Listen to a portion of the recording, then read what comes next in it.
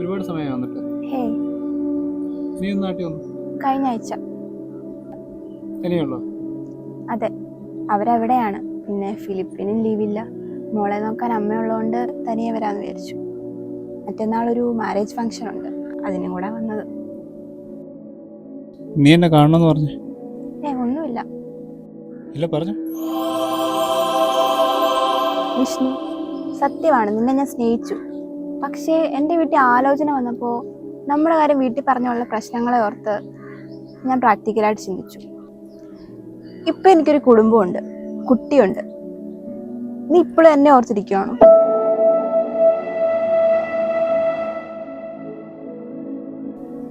അതുകൊണ്ട് നീ ഒരു കല്യാണം കഴിക്കണം.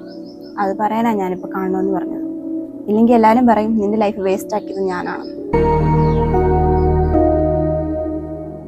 നമുക്കിവിടെ നിന്ന് മാറിയാലോ?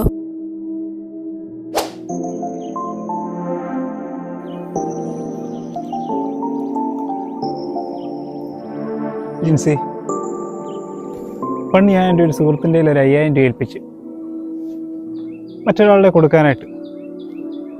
പക്ഷേ അവനതുമായിട്ട് മുങ്ങി. ആ 5000 രൂപ പോയതിൻ്റെ വിഷമമായിരുന്നില്ല എനിക്ക്. ഞാൻ അത്രമേൽ വിശ്വസിച്ച അവനെന്നെ ചതിച്ചു എന്ന് ഓർത്തപ്പോഴുള്ള വിഷമമായിരുന്നു. പിന്നീട് ഞാൻ 5000ഉം 50,000 ഒക്കെ ഉണ്ടാക്കി. പക്ഷെ അത് ഞാൻ ആരും വിശ്വസിച്ച് പിന്നീട് ഏൽപ്പിച്ചിട്ടില്ല. കാരണം എനിക്ക് ആ വിശ്വാസം എല്ലാവരിൽ നിന്ന് നഷ്ടപ്പെട്ടു.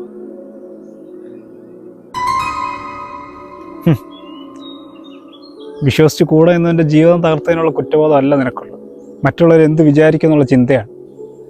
അതാണ് നിന്നെ ഇപ്പം എൻ്റെ മുന്നിലൂടെ എത്തിച്ചത്. വിഷ്ണു, അങ്ങനല്ല. ഞാൻ വിവാഹം കഴിക്കാൻ ആഗ്രഹിച്ചത് മറ്റുള്ളവരെ സന്തോഷിപ്പിക്കാൻ വേണ്ടിയോ എൻ്റെ ജീവിതം രക്ഷപ്പെടാൻ വേണ്ടിയായിരുന്നില്ല. ഞാൻ എന്നെ സ്നേഹിക്കുന്ന ഒരാളോട് ജീവിക്കാൻ വേണ്ടിയായിരുന്നു. ആ ജീവിതവും ആ ആളെ എനിക്ക് നഷ്ടപ്പെട്ടു. ഇനിയും മറ്റൊരാളോട് ജീവിക്കുന്ന ജീവിതം ഞാൻ ആഗ്രഹിക്കുന്ന ഒരു ജീവിതമായിരിക്കില്ല. പിന്നെ നിന്നെപ്പോലെ സ്വന്തം മനസാക്ഷി പണയം വെച്ച് മറ്റൊരാളോട് ജീവിക്കേണ്ട ഗതികേടൊന്നും എനിക്കില്ല. പക്ഷേ എത്രയോ പേരങ്ങനെ ജീവിക്കുന്നു. നിനക്ക് എന്തുകൊണ്ട് അങ്ങനെ പറ്റുന്നില്ല? എടി, മറ്റുള്ളവരുടെ കാര്യമൊന്നും എനിക്കറിയില്ല. എനിക്ക് എൻ്റെ കാര്യമല്ലേ പറയാൻ പറ്റൂ. പിന്നെ ജീവിതത്തിൽ തീരുമാനം എടുക്കാനുള്ള അവകാശം എല്ലാവർക്കും ഉണ്ട്. അതിപ്പോൾ നിനക്കും ഉണ്ട്. അതിന് ഞാൻ വാല്യൂ തരുന്നതുകൊണ്ട് മാത്രമാണ് നീ ഇപ്പം എൻ്റെ മുന്നിൽ ഇങ്ങനെ ജീവനോടെ നിൽക്കുന്നത്. എടി, സ്വന്തം മനസാക്ഷിയേക്കാൾ വലുത് നിനക്ക് മതവും കോപ്പുമായിരുന്നെങ്കിൽ നീ എൻ്റെ ജീവിതത്തിലേക്ക് വരാൻ പാടില്ലായിരുന്നു. നിനക്ക് അന്നേ അറിയാതെ ഞാൻ നിൻ്റെ മതക്കാരനല്ല എന്നുള്ള കാര്യം. ഒരുപാട് വർഷം ഒരു മനുഷ്യൻ്റെ ജീവിതത്തിൽ പ്രതീക്ഷ നൽകിയിട്ട് അവസാനം മതം, അഭിമാനം എന്നൊക്കെ പറയുന്നത് അതൊക്കെ നിൻ്റെ ശരികളായിരിക്കാം. പക്ഷെ എനിക്കതിനെ ഒന്നേ പറയാനുണ്ട്, നല്ല ഒന്നാന്തരം തൊന്തയിലായി. വിഷ്ണു, പ്ലീസ്.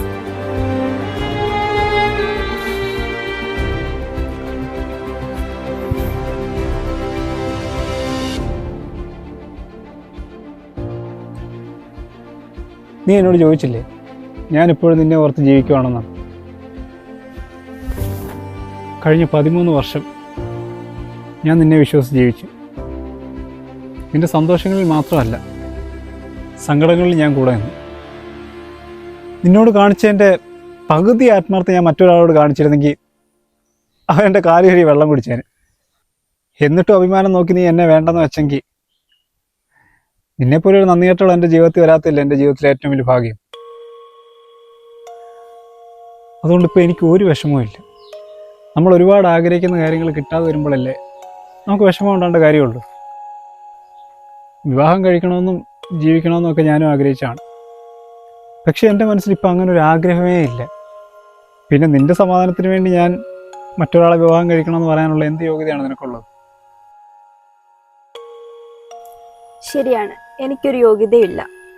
എനിക്ക് നിന്നോട് വലിയ വൈരാഗ്യമൊന്നുമില്ല. കാരണം സ്വന്തം മക്കളുടെ സന്തോഷത്തെക്കാളും സമാധാനത്തെക്കാളും നാട്ടുകാരുടെ മുന്നിൽ അഭിമാനികളാകാൻ ശ്രമിക്കുന്ന ഒരപ്പനും അമ്മയാണ് നിന്നെ വളർത്തിയത്. ഇന്ന് നീ എൻ്റെ മുന്നിൽ ഇങ്ങനെ കുറ്റബോധത്തോടെ വന്നിരിക്കുന്നുണ്ടെങ്കിൽ അതുതന്നെയാണ് നിൻ്റെ അപ്പനും അമ്മയും നിനക്ക് തന്ന ഏറ്റവും വലിയ ശിക്ഷ.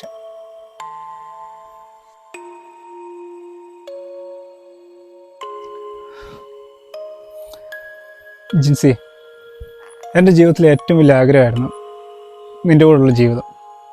പക്ഷേ പിന്നീട് എനിക്ക് മനസ്സിലായി എൻ്റെ ജീവിതത്തിൽ അതിനേക്കാൾ വലിയ ലക്ഷ്യങ്ങളും ആഗ്രഹങ്ങളും എനിക്ക് നേടിയെടുക്കാനുണ്ടെന്ന്. ഒരുപക്ഷെ അത്തരത്തിലുള്ള ആഗ്രഹങ്ങളും ലക്ഷ്യങ്ങളും ഉള്ളതുകൊണ്ടായിരിക്കാം ഞാനിന്ന് ഇങ്ങനെ ജീവനോടെ ഇരിക്കുന്നത്. ഇനിയിപ്പോൾ നമുക്ക് ഇതിനെപ്പറ്റി സംസാരിച്ച സമയങ്ങളുണ്ട്. ഓ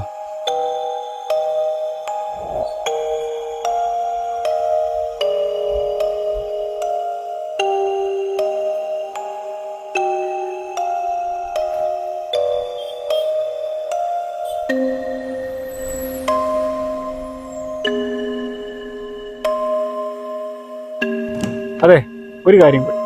നീ ഒരു കുട്ടിയെ വളർത്തിക്കൊണ്ട് വരുന്നില്ലേ? നിന്റെ വീട്ടുകാർ നിന്നെ വളർത്തിയതുപോലെ സ്വന്തമായ ഒരു വ്യക്തിത്വമില്ലാത്ത അടിമയെ വളർത്താനാണെങ്കിൽ വല്ല മുറിയിലോ വീട്ടിലോ അടച്ചിട്ട് വേണം വളർത്താൻ.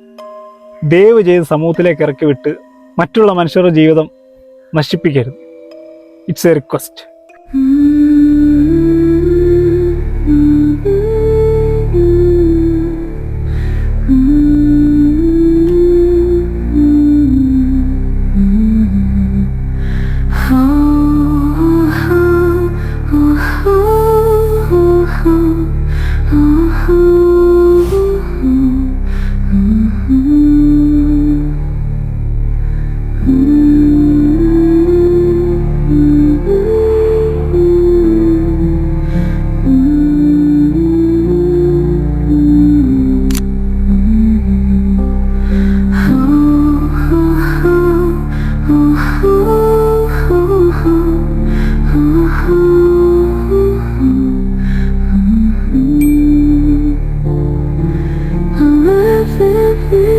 I'm